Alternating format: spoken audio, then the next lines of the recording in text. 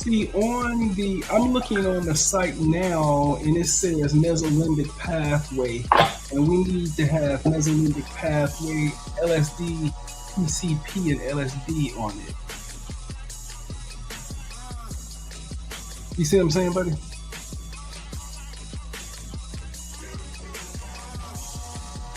Everybody.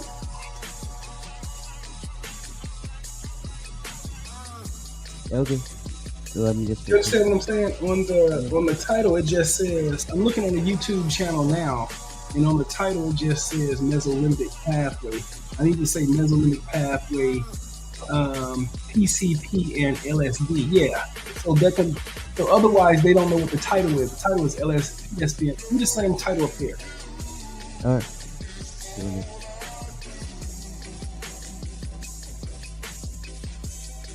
And then pathway is spelled incorrect.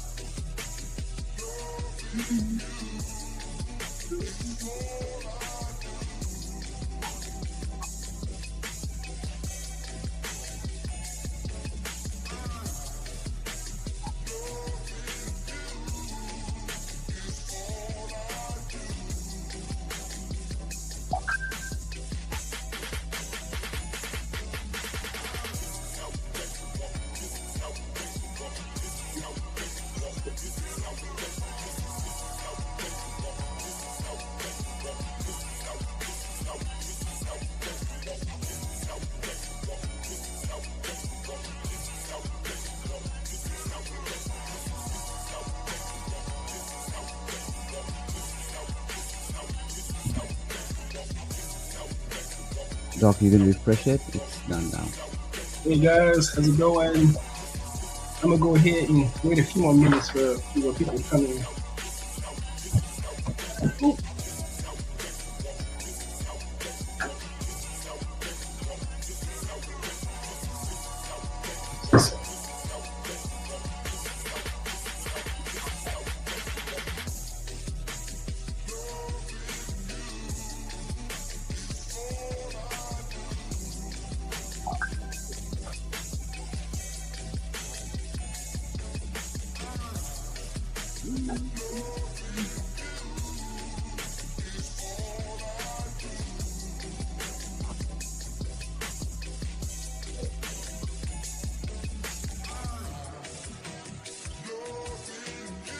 Okay, let's go ahead and get started.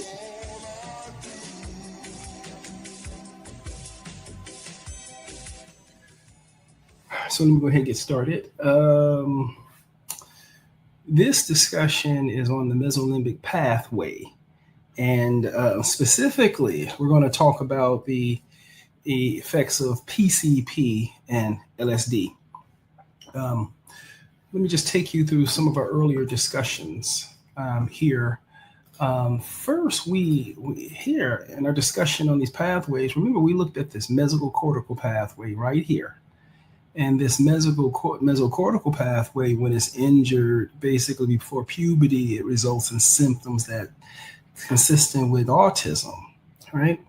However, after puberty, when this network is damaged, we can see hyperactivity results in symptoms that are consistent with positive symptoms of schizophrenia, and hypoactivity seems to be associated with negative symptoms of schizophrenia.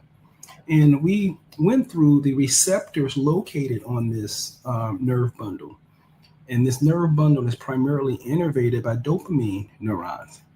Also, remember, they have glutaminergic neurons on them, glutaminergic receptors on it. Remember, they also have, I believe, serotonin receptors on them and norepinephrine receptors on it also. Excessive glutaminergic activity can really excite this nerve bundle, and you'll see positive symptoms of schizophrenia.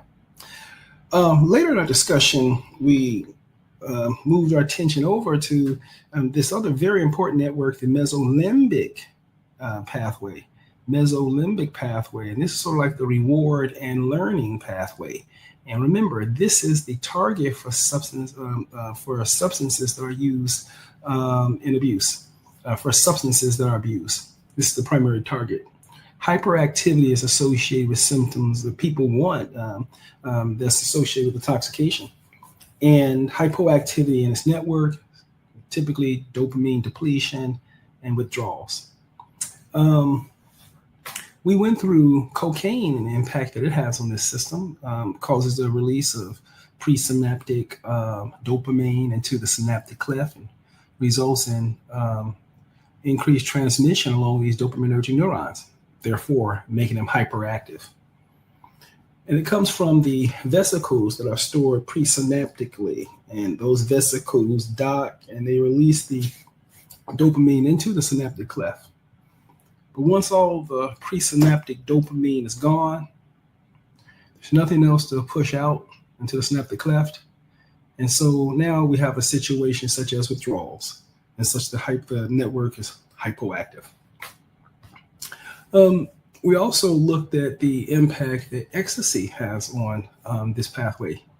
Again, ecstasy, I keep getting the nomenclature, MNDA, the name of ecstasy, and it activates NMDA, which is a type of G protein, type of glutamate G protein.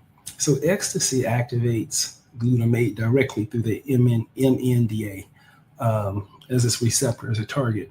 The problem with ecstasy is that the activation of the glutamate leads to overexcitation, and you risk the cell dying. You're sort of riding until the wheels fall off. And that's one of the characteristics of ecstasy that concerns me. And so I always make sure I do some degree of neuropsych testing on these patients to document their memory function, to see how their hippocampus and memory is functioning. You also want to see how their prefrontal cortex is functioning, to see if they have access to abstract reasoning. And you also want to look at their frontal lobe to see if they have if they have some degree of executive functioning, meaning they're able to go make a coherent plan as they engage with the world. So ecstasy really damages the brains and all those circuits because it targets glutamate, overactivity leads to death. And so ecstasy users, as well as methamphetamine users, can experience a lot of deaths associated with this excitation process. And that damage can continue to progress in the future. I'm not sure how much it continues to propagate in the future, but I know in the case of traumatic brain injuries, you may not get any damages, pick up any damages currently, but after the the process continues, you can pick up the deficits maybe at 10, 15 years later. So let's look at PCP, okay? And so let's see, I think I'll just go here. And let's see here. Okay. Okay.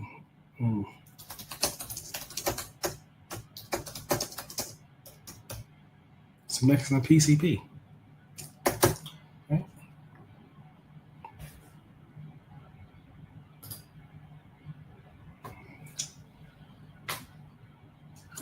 Look here. PCP primarily exerts its effect by acting as a non-competitive. It doesn't have to compete for the site on the NMDA receptor. Yeah. Here's the breakdown. The NMDA receptor antagonism. PC binds to a specific site within the ion channel of the NMDA receptor. Now, remember, this is a glutamate, so it's a type of glutaminergic receptor. Normally, NMDA receptors are activated by glutamate, leading to an influx of positive ions and depolarization. Oh, PCP blocks this ion channel, preventing the flow of positive ions into the cell, inhibiting neuronal depolarization. This doesn't sound good. This disruption of glutamate excitation activity is thought to be responsible for the anesthetic, analgesic, and dissociative effects of PCP. Yeah, every time patients come in with PCP, they have the hallucinatory experiences and things like that. And it says NMDA receptor. And I guess the way it operates opposite, it shuts it down. Additional, beyond NMDA receptor antagonism, PCP also affects other neurotransmitters. Okay. Inhibit dopamine, norepinephrine, serotonin reuptake. It also acts on receptors, those opiate receptors, muscarinic receptors, nicotinic, and GABA receptors again. Let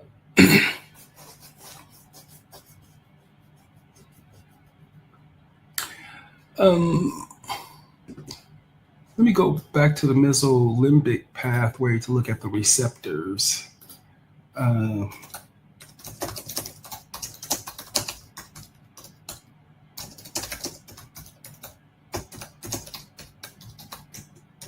So give me a list of receptors.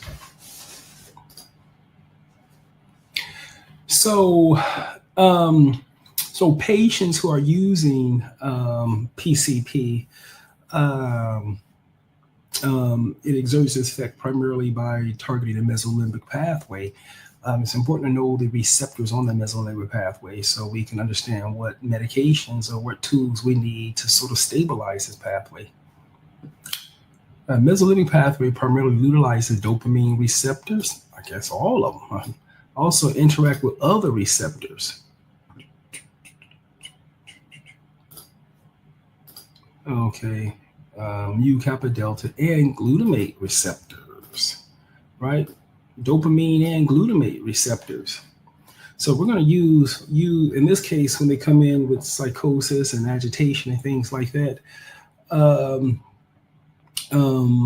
We need to use the dopaminergic agents to sort of block the activity in that pathway. And typically when you hear about patients with PCP, usually it's a bizarre history of, lifting a car off the ground or fighting 10 people or things like that. Superhuman stuff.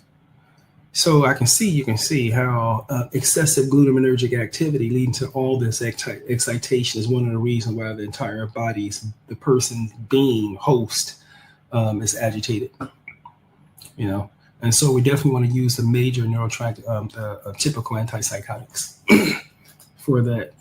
Okay. Next, let me see. I'm going to look at LSD. So remember,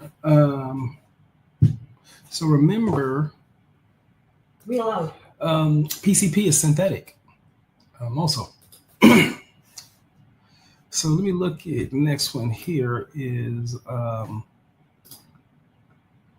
let me see if I have any questions. Let me know if you have any questions about PCP before I go to LSD. Does anyone have any questions before I go to the next example? Let me see if I have any questions. I'll read matrix.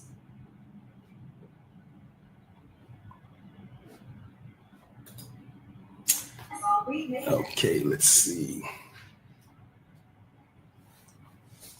Okay, so let me go ahead and go to LSD.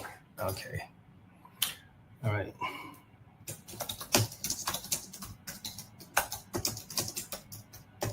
Okay.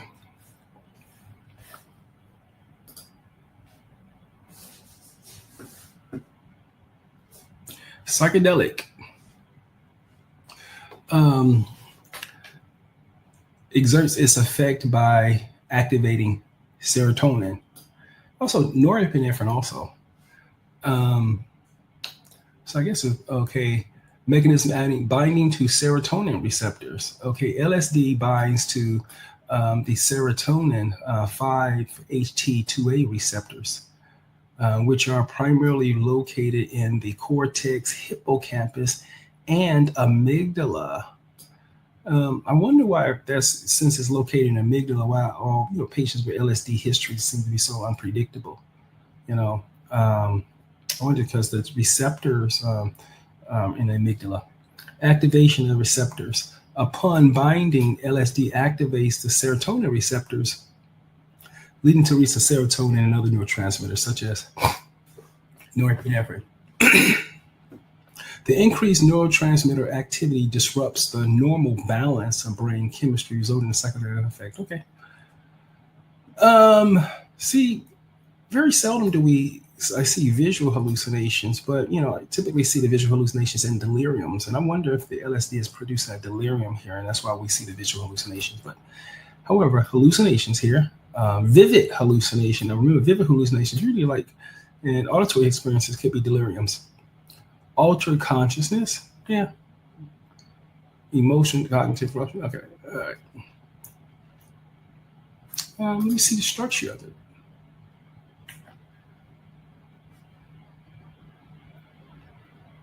Okay.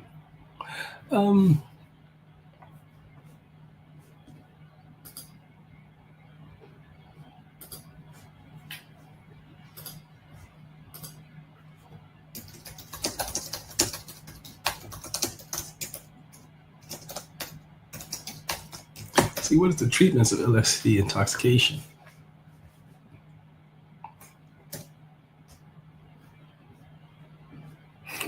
Respiratory support, endotracheal intubation if needed, hypertension, tachycardia, hyperthermia. These seem to be different from like cocaine. Methamphetamines can have these hyperthermia, things like that also, but it's different. Okay, so this is the over the past few lectures, I had a chance to review all of the drugs of abuse and the impact that they have on this mesolimbic pathway. So when we see patients in the inpatient setting, we typically see them in withdrawals, and that's when we have to start treating at this point. Let me know if at this point it's 18 minutes. I didn't want to go too far in this, and I think that's all I wanted to say for those two substances. And let me know if there's any questions. If anyone has any questions, let me know. Let me see here. Okay, nice to see you, Doc. Okay, good to see you. Okay, great. Okay, let me see here first. Okay, T-Jam.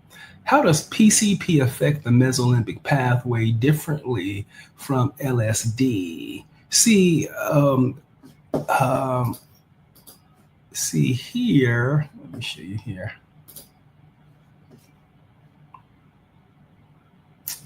Let me see here. This is the mesoreceptors. Yep, I went through it. Okay, let me see the next question. Okay, next questions. Are hallucinations purely from the visual cortex, or is dopamine involved too? Yeah, I think all of these will have to come from that cortex. It's just dopamine, excessive amounts of dopamine can be associated with hallucinations, visual hallucinations, but I never really see them that much in the context of schizophrenia.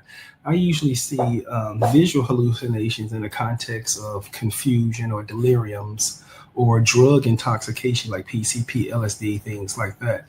But very seldom do I see visual hallucinations associated with just schizophrenia. Next, see Max. Good to see you, Max. Max. Next. Okay, great. How does the mesolimbic pathway contribute to LSD's hallucination versus PCP's dissociation? Good question. Good question. Their mechanism of action. The mechanism of action. Nice to see you, Doc. Hey, Maria. Okay, great. Next, here. Let's see here. Is the long-term psychological impact more dangerous than immediate high? I think so, because the immediate high could lead to brain cell death.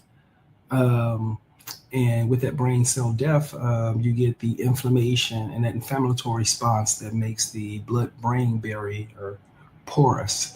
When the localized injuries create the porous blood-brain barrier, then everything comes into this central nervous system space. And how does all this equipment work with all this filthy, dirty stuff all around? So it does have an impact on the psychological dysfunction long term, because you lose the organs start to malfunction. So the hippocampus, the prefrontal cortex, and frontal lobe start to become impaired because of the damages. Okay. Any other question? If there's no other question, just 21 minutes. I think I can go ahead and sign out at 21 minutes if it's not any other questions. Okay, great. So no other questions. I'll see you guys later, and we'll pick up this discussion later. Okay, take care of yourself.